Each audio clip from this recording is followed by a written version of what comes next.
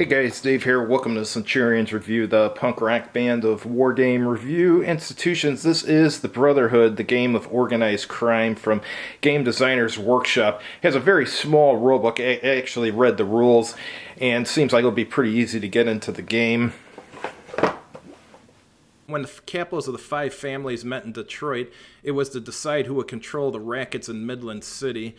But even as the crime bosses dickered, each was sending his thugs into the city, setting up revenue operations and bribing local politicians. Negotiations soon broke down and it became clear that only a gang war would determine the ultimate winner. The Brotherhood is unlike any game you have ever played before. It portrays the problems and decisions that face present-day crime lords. Since organized crime is first and last a business, you must think as a businessman. How many hoods should be on the payroll? Should you buy political influence? If so, how much? What part of the city should you move into? The map for the Brotherhood portrays the 6 areas of Midland City, from ritzy river snobs through status quo, whitewash, and Bunkerville to the slums of Sewertown and Lake Dump. Game markers represent thugs, hitmen, revenue operations, political influence, and the all-important Godfather. With its unique system of simultaneous movement, double-crossing becomes a fine art, and the Brotherhood is a fast-playing, tongue-in-cheek, free-for-all game. Can you control the city, or will you be rubbed out? Play the Brotherhood and find out. It says the playing time is 1 to 3 hours, number of players is 2 through 5, and the complexity is introductory. Alright, so inside, let's pull out the map first. Here's all the different districts and stuff. Detroit is where the hitmen hang out until they're needed, and jail is where your guys go when they get caught. Let's look at the rate chart.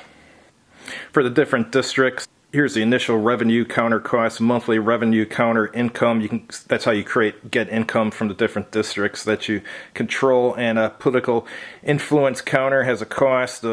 And each thug you have to pay per month in order to use him, and a hitman you have to pay per month too. And if someone goes to jail, you just pay their per month cost to get them out. Here's your monthly ledger sheet.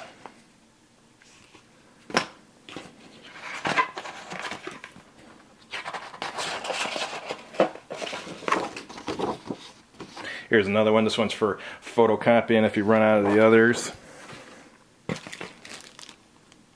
And here's the counters.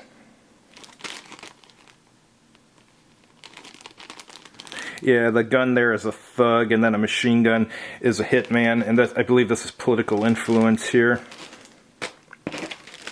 2 6-sided dice, and each player gets their own counters here.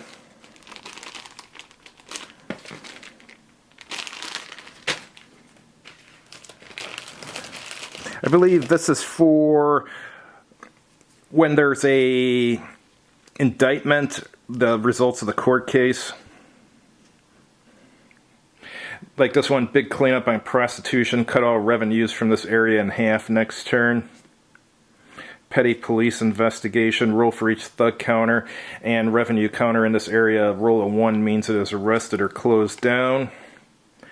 FBI Special Task Force sweeps area. Roll 1 dice for each hitman counter, and a roll 1, 2, or 3 it is arrested. Here's the rules here. So the sequence of play is there's a revenue phase where you collect revenues, and then a planning phase where you determine what you're going to buy, whether you're going to buy thugs, hitmen, political influence, or move your Godfather somewhere. You just do the planning there, and then the placement phase you actually place it. So everyone does the planning in secret, and then on the placement phase everything gets placed. And there's a legal action phase. The grand jury strikes and players use their political influence. And a mob action phase where gang warfare is initiated. That's when you have thugs or hitmen in a area along with an enemy's thugs or hitmen. And so anyhow, when the thugs fight, if there happens to be a Godfather there and all his guards are killed, then they've killed that Godfather and they take over his empire. All right, here let's go into the revenue phase and more more detail. Here's your planning phase and a placement phase I told you about, and there's a legal action phase. So you'd roll on this chart here to see which area is being affected by the legal action. And here's your mob action phase where the combat occurs. And that's basically it. Very short rule set. Hopefully I'll get a chance to try this one sometime next year or something to see how it is. Thanks for watching and have a good evening.